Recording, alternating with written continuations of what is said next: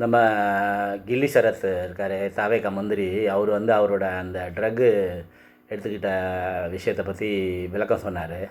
அந்த விளக்கத்துக்கு மேலே விளக்கமாக இப்போ அவரோட தோழி ஒருத்தவங்க விளக்கம் சொல்லியிருக்காங்க. இந்த விளக்கங்கள்லாம் இந்த சம்பவத்துக்கு வலு சேர்க்கிறத ஒழிஞ்சு அதுக்கு எதிர்ப்பு எதிர்நிலைக்கு வரவே இல்லை. ட்ரக்குன்னா தப்பாக நினைக்காதீங்க, ட்ரக்குனா மருந்து, அவ்வளோதான். அது எந்த அடிப்படையில் வேணாலும் எடுத்துக்கலாம். கட்டை விரலோ தலையோ காணிக்கையாக இந்நாள் எவனும் கேட்டால் பட்டை உரியும் சுடுகாட்டில் அவன் கட்டை விழும்.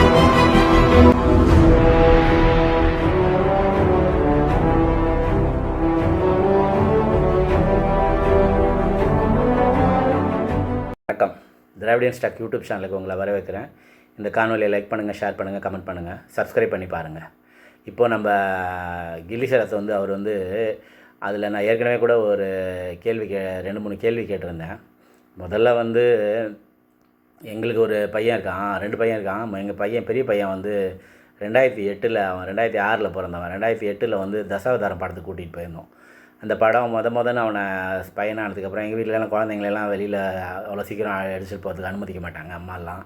அதனால் நாங்கள் 2 வயசு ஆனதுக்கப்புறம் அவனை வந்து நாங்கள் அந்த தசாவதாரம் படத்துக்கு முதன்னு கூப்பிட்டு போயிருந்தோம். படம் ஆரம்பித்து ஒரு 2-3 சீன் தான் இருக்கும். அதில் அமைதியாக போணுச்சு. திடீர்னு வந்து ஹரிஹரன் ஹை பிச்சில் ஓம் நமோ நாராயணான்னு சொன்ன உடனே எங்கள் பையன் பயங்கரமாக கத்த ஆரம்பிச்சிட்டான். அப்போது உங்களுக்கு தெரியும், சென்னையில் பிரார்த்தனா டிரைவிங் தியேட்டரு, அதில் ஒரு பால்கனி இருக்கும், அதில் தான் உட்காந்து பார்த்துட்டு இருந்தோம். இந்த சவுண்டு அவனை ரொம்ப அஃபெக்ட் ஆகி நான் எந்திரிச்சு அவனை தூக்கிட்டு ஓடியாந்துட்டு வெளியில் வந்துட்டேன். வெளில வந்ததுக்கப்புறம் அவனை சமாதானப்படுத்துறதுக்கே எனக்கு ரொம்ப நேரம் ஆகிடுச்சு. என்னால் படம் பார்க்கவே முடியல. அவனுக்கு சமாதானமே ஆக மாட்டேன்ட்டான். அதுக்கப்புறம் அவனை வச்சு நாங்கள் சமாளித்து கொண்டு வரதுக்குள்ளே போதும் ஆகிடுச்சு. கொஞ்சம் அந்த அழுததில் டயர்டாகி தூங்கிட்டான். அதுக்கப்புறம் தான் நாங்கள் கொஞ்சம் நேரம் படம் பார்த்தோம். அதுக்கப்புறம் நாங்களும் விரைவாக வீட்டுக்கு வந்துட்டோம்னு வச்சுக்கோங்க. அதுக்கப்புறம் அவனை திரும்ப தேட்டருக்கு கூப்பிட்டு போகிறதுக்கு எங்களால் முடியவே முடியல. அவன் வந்து அந்த சவுண்டுக்காக வரவே மாட்டான். 10 வருஷம் கழித்து தான் நாங்கள் வந்து அவனை வந்து நம்ம சுசீந்திரன் டைரக்ஷனில் ராஜபாட்டை படத்துக்கு கூப்பிட்டு மொக்க படம் அதை கூப்பிட்டு போனோம். அந்த அடிப்படையில் பார்க்கும்போது குழந்தைங்க வந்து சவுண்டு விஷயத்தில் ரொம்பவும் எச்சரிக்கையானவங்க. சவுண்டெல்லாம் வந்து அவங்கள உங்களுக்கே தெரிஞ்சிருக்கும், பட்டாசு வெடிக்கும் போதெல்லாம் குழந்தைங்க பயப்படுறது அதெல்லாம் இருக்கும். அப்புறம் பிற்காலத்தில் தான் அவங்க அதுக்கெல்லாம் பழகுவாங்க. முதல்ல உடம்பு சரியில்லாத குழந்தைய ஒருத்தவங்க இந்த மாதிரி ஐபிஎல் பார்க்க கூப்பிட்டு போவாங்கங்கிறதே அது வந்து அரகன் பெற்றோர் பேரண்ட்டாக தான் இருக்கணும். அவங்க வந்து நல்ல மனநிலையில் உள்ள பேரண்ட்டாக இருக்க மாட்டாங்க. இருந்திருந்தால் அந்த மாதிரி கூட்டிகிட்டே போக மாட்டாங்க ஃபஸ்ட்டு.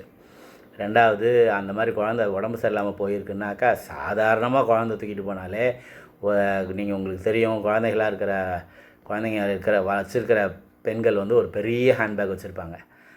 எங்கள் வீட்டில் ஒவ்வொரு மருமக தாண்டி அடுத்த மருமக வரும்போது நான் அந்த ஹேண்ட்பேக்கை தூக்கி போட்டு லைட் ஒயிட்டுக்கு கொண்டு வந்துட்டேன் பார்த்தியா அப்படின்னு பேசி சிரிச்சுக்குவாங்க.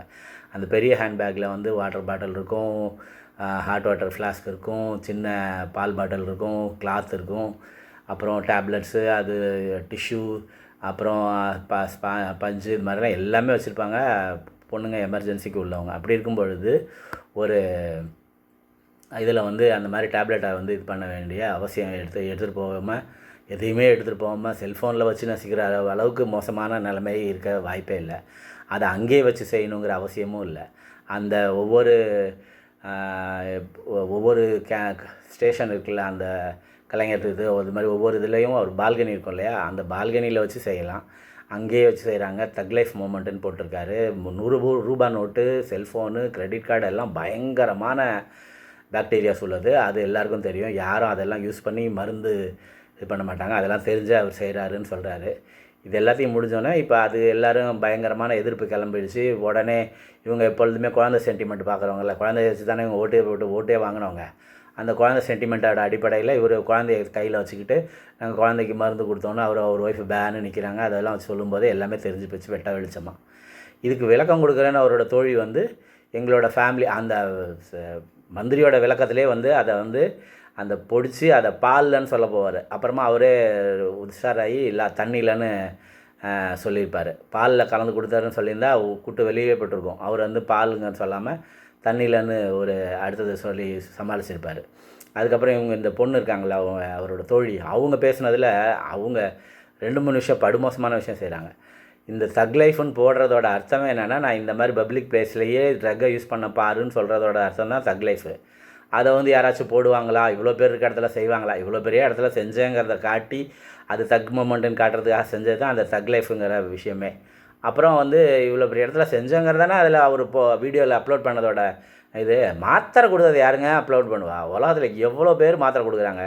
இது தக் லைஃப் மூமெண்ட்டுன்னு யாராவது மாத்திரை கொடுக்குறதில்ல. இப்போ மாத்திரை கொடுத்துருக்கிறதுங்கிறது குழந்தை உடம்பு சரியில்லைங்கிறப்ப பயங்கர டென்ஷனும், இந்த மாதிரி இடத்துக்கு கூட்டிகிட்டு வந்தோமே குழந்தைக்கு எதுனா எப்படி திருப்பி கொண்டு போகிறது, எப்படி இது பண்ணணும், ஏதாச்சும் ஆகிடுப்போது அப்படின்னு பதட்டத்திலே தான் இருக்கும்.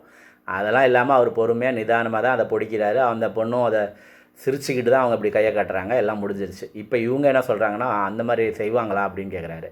செஞ்சேன், அந்த மாதிரி பப்ளிக் பிளேஸில் இவ்வளோ பேர் கோடி மத்தியில் நான் இதெல்லாம் செஞ்சேன் பாருன்னு சொல்கிறதோட வார்த்தை தான் தக் லைஃப் மொமெண்ட்டுங்கிறது ஒன்று.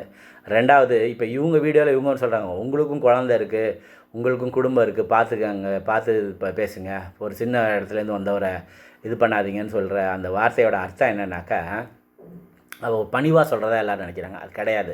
அவங்க பணிவாக சொல்ல, இந்த போட்டாங்கள வீடியோவை வந்து அப்லோட் பண்ணார்ல, அவரை இவங்க மறைமுகமாக மிரட்டுறாங்க.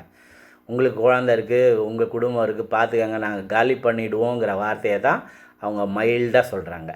இந்த இந்த சாதாரண இடத்துலேருந்து வந்தேங்கிற வார்த்தை எல்லாரும் பயன்படுத்துகிறது. சிஎம்ஏ சொல்லிவிட்டார், நாங்கள் அசிஸ்டன்ட் டைரக்டரோட பையனாக இருந்து வளர்ந்துட்டான்னு.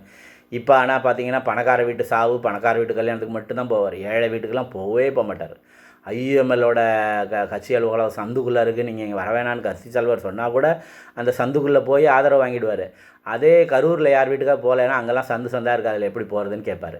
அதனால் இதெல்லாம் அவங்களுக்கு உள்ளது தான், அதில் எந்த இதுவும் இல்லை. அதெல்லாம் எனக்கு தெரிஞ்சு எல்லாருக்கும் தெரிஞ்சது தான். இப்போ சரத் வந்து ஏன் இவ்வளோ டென்ஷன் ஆகுறாருங்கிறதுல தான் எனக்கு ஒரு கேள்வி இருக்குது.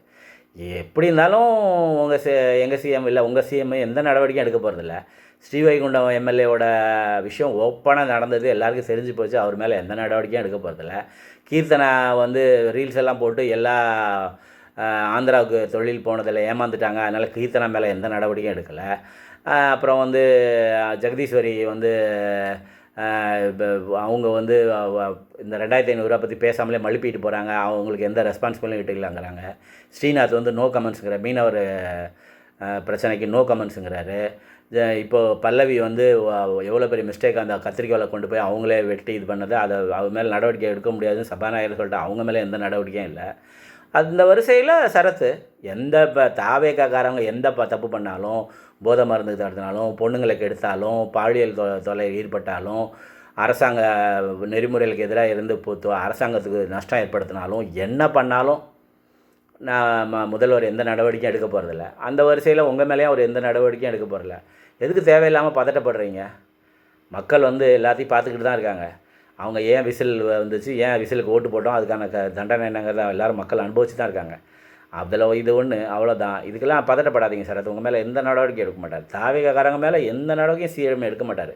அவங்க கொலையே பண்ணாலும் அவங்க மேலே எந்த நடவடிக்கையும் சிஎம் எடுக்க மாட்டார். பார்த்துக்கங்க மக்களே. நன்றி, வணக்கம்.